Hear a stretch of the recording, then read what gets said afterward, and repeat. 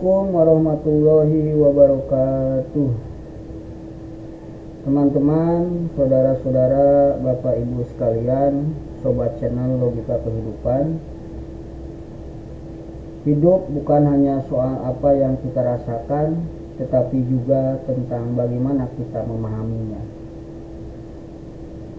Dalam materi kali ini, kita akan belajar melihat hidup dari sudut pandang logika, agar kita tidak mudah kecewa, tidak cepat menyerah, dan mampu bersikap bijak dalam setiap keadaan. Pada video kali ini, kita akan membahas tentang hidup itu sederhana, kita yang bikin ribet.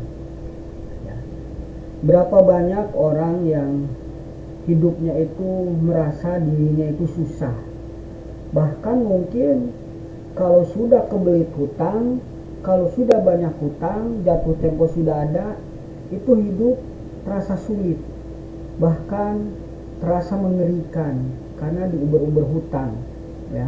Nah, sebenarnya sederhana, hidup itu hanya makan, rezeki yang sudah Allah tetapkan bahwa setiap manusia atau orang yang lahir ke dunia ini itu sudah pasti berikut dengan rezekinya, gitu ya. Lalu apalagi sudah berikut dengan jodohnya, ya. Walaupun mungkin terkadang sebagai manusia suka menolak jodoh yang sudah Allah berikan, ya. Lalu apalagi biasanya juga tempat tinggal. Pasti setiap orang dilahirkan dia memiliki di mana dia dilahirkan. Itu artinya sesederhana itu hidup itu. Hanya tinggal masalahnya kenapa hidup itu jadi ribet, ya. Yang pertama, kebanyakan manusia adalah terlalu banyak keinginan, ya.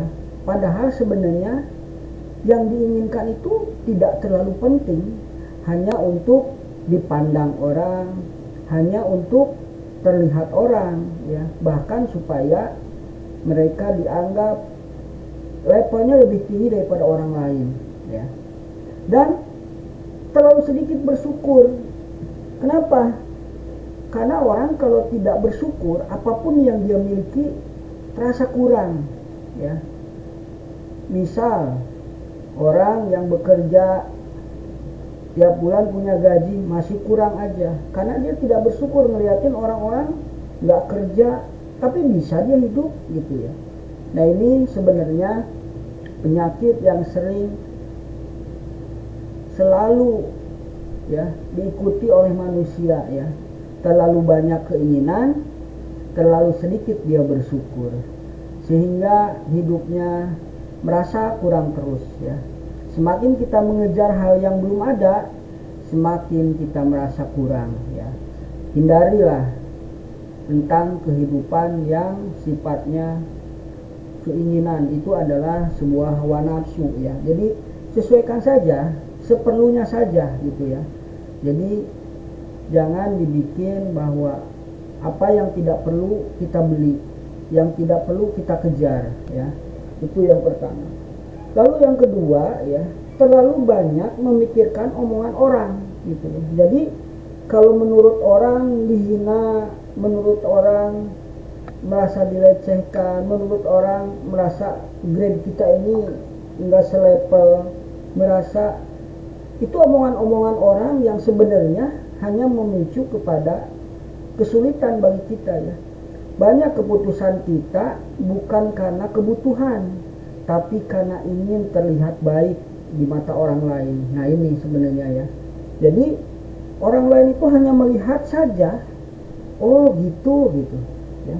Oh, dia mah hebat, ya. Padahal dia sendiri juga belum tentu sebenarnya bahwa apa yang dia lihat itu adalah seutuhnya, gitu ya.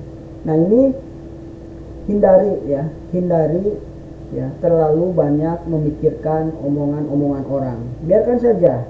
Pepatah mengatakan anjing menggonggong kapilah berlalu. Fokus kita pada tujuan, fokus kita pada kehidupan kita, disesuaikan dengan kebutuhan.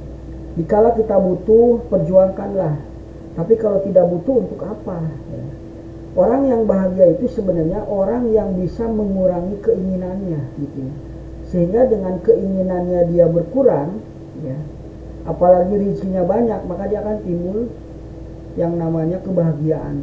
Tetapi apabila orang banyak keinginannya, rezekinya sedikit, maka dia akan mencoba untuk mengutang, ya, berhutang, sehingga hutang itu akan jadi beban. Celakanya lagi, hutang itu tidak dibayar, sehingga akan menambah beban, sehingga menjadilah orang itu menjadi sulit dalam menjalani hidupnya. Lalu yang ketiga itu overthinking, ya. Overthinking adalah sebenarnya biang keroknya, ya. Kadang bukan masalahnya yang besar, ya, tapi cara kita membayangkan masalah itu yang bikin pusing. Waduh, mati gua nih kayak gini, gitu kan. Sebenarnya itu hanya sesuatu yang bayangan di ilustrasi kita, itu adalah sesuatu yang membahayakan, membuat kita pusing, membebani.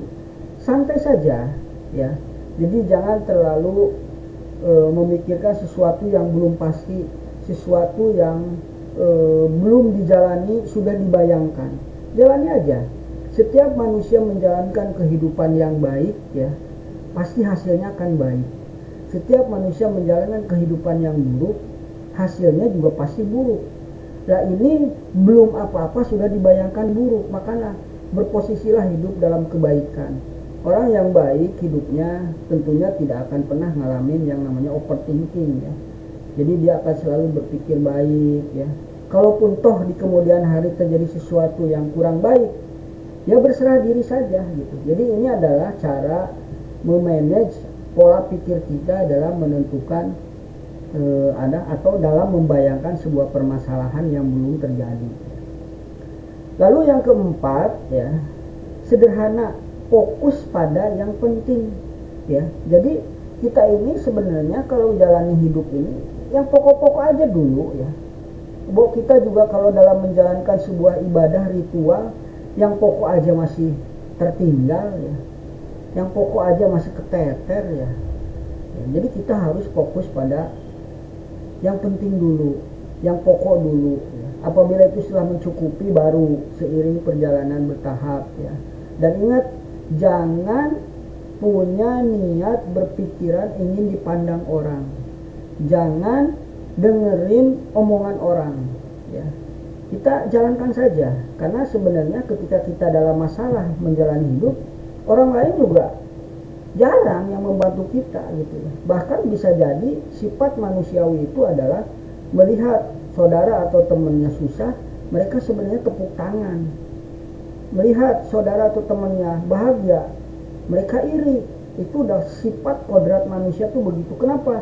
Karena manusia itu selalu dihadapkan ke dalam dua pilihan, baik dan buruk. Di mana dia berposisi itu, disitulah. Tapi di hidup di dunia ini, kadar setan itu lebih banyak, ya, daripada kadar malaikat. Artinya apa? Manusia dalam melakukan kecenderungan buruk itu jauh lebih, ya, dekat daripada berbuat baik. Hanya orang-orang yang terpilih dan orang-orang yang bisa menjalankan hidup itu dengan baik. Tentunya dia akan bisa mengiringi keinginan yang baik-baik, ya.